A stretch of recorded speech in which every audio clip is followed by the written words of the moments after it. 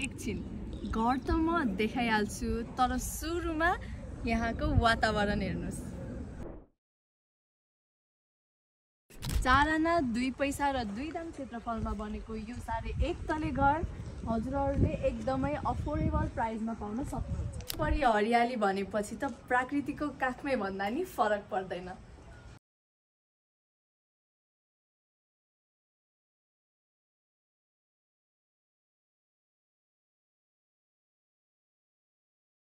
यो बाटो 3 फिट पाउनुहुन्छ भने मेन रोड चाहिँ 23 फिट रहेको छ।